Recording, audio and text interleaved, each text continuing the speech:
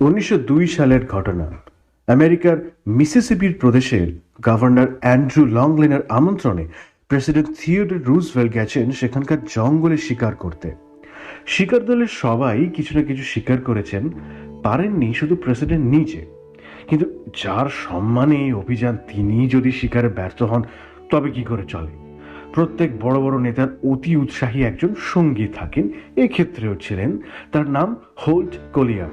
সে করলো কি, কোথা থেকে একটা ছোট্ট কালো ভাল্লুকের বাচ্চাকে ডান্ডা পেটা করে গলায় দড়ি দিয়ে বেঁধে নিয়ে এসে বলল, এই নিন প্রেসিডেন্ট, প্রায় মেরে এনেছি, এবার এটাকে গুলি মারুন।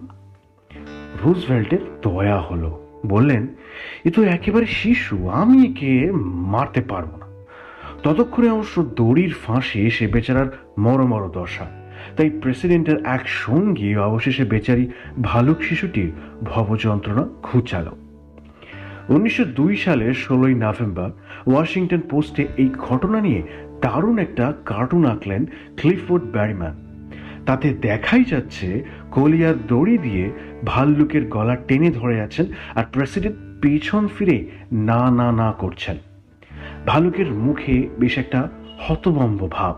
গোটা আমেরিকা জুড়ে বেশ হইচই পড়ে গেল এইটা নিয়ে।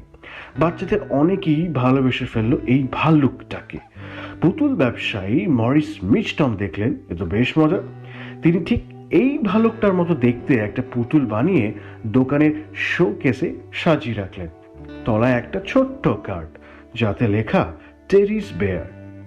থিওডর রুজভেল্টকে ভালোবেসে আমেরিকাবাসী টেরি ডাকত, সুতরাং টেরিস বেয়ার। আমেরিকার শিশুরা এই খেলনা পেয়ে যেন পাগল পাড়া হয়ে গেল। লাখে লাখে বিক্রি হতে লাগলো এই টেডি বেয়ার। মিচটমের ideal novelty and toy company রাতারাতি বড়লোক হয়ে গেল এই একটা পুতুল বিক্রি করে। তবে টেডিকে অমর বানিয়ে দিলেন যিনি, তিনি কিন্তু কোনো পুতুল ব্যবসায়ী নন। অ্যালান আলেকজান্ডার মিলনে নামের এক ইংরেজ লেখক। মিলনের ছেলে ক্রিস্টোফার রবিনের বড় সাধের একটা টেডি বেয়ার ছিল। লন্ডন চিড়িয়াখানায় ছোট্ট ভল্লুকের নামে তার নাম রাখা হয়েছিল উইনি। প্রতি রাত্রে ছেলেকে ঘুম পাড়াতে সেই উইনিকে নিয়েই গল্প শোনাতেন মিলনে। একদিন ভেবে দেখলেন, আরে এই গল্পগুলো তো ছেপে প্রকাশ করলেই হয়। যেমন ভাবা তেমনি কাজ। 1925 সালের বড়দিনের ঠিক আগের দিন লন্ডন ইভিনিং নিউজে প্রকাশ পেল সেই গল্প। ভল্লুকের নামটা একটু বদলে উইনি দ্য পু করে দিলেন শুধু। বাকিটা ইতিহাস আমরা সবাই জানি, উইনি দ্য পু কেমন জনপ্রিয় একটা ক্যারেক্টার। যাই হোক, টেরি নিয়ে আর দুটোখানা দরকারি কথা বলার আছে। প্রথমত, পৃথিবীর প্রথম টেডি বেয়ার মিউজিয়াম তৈরি হয় ইংল্যান্ডের হ্যাম্পশায়ারে 1984 সালে। পরে আমেরিকার ফ্লোরিডাতেও এরকম একটা মিউজিয়াম খোলা হয় 1990 সালে। এই দুটো মিউজিয়ামই পরে বন্ধ হয়ে যায় এবং এখানে রাখা টেডি বেয়ারগুলোকে নিলামে বিক্রি করে দেওয়া হয়। এখন অবশ্য পৃথিবীর অন্য অনেক জায়গাতে টেডি বেয়ারের মিউজিয়াম রয়েছে। টেডি বেয়ার হাতে পেলেই বাচ্চাদের মন ভালো হয়ে যায়, লক্ষ্য করে মাননীয় প্রশাসন। তাই 1997 সালে টেডি বেয়ার কপস প্রোগ্রাম বলে এক কর্মসূচি হাতে নেয় সে দেশের পুলিশ। দমকল সহ বিভিন্ন এমার্জেন্সি সার্ভিসেসে কর্মরত কর্মচারীদের টেডি বেয়ার দেওয়া হতে থাকে নিয়মিতভাবে।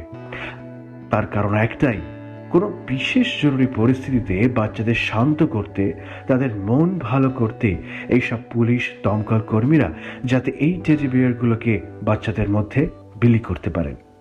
আজকের দিনে দাঁড়িয়ে টেডি বেয়ার শুধু বাচ্চাদের নয়, আমরা বড়রাও টেডি দিবস পালন করছি। টেডি বেয়ার কিন্তু শুধু খেলনা নয়, এটি একটি ভালোবাসার প্রতীক, কেয়ারিং এর প্রতীক হিসেবে দাঁড়িয়ে রয়েছে। আপনার ভালোবাসার মানুষকে যদি টেডি দিবসের টেডি দিয়ে থাকেন বা নাও দিয়ে থাকেন, এই গল্পটি শেয়ার করে চমকে দিতেই পারেন। সকলে ভালো থাকবেন। ধন্যবাদ।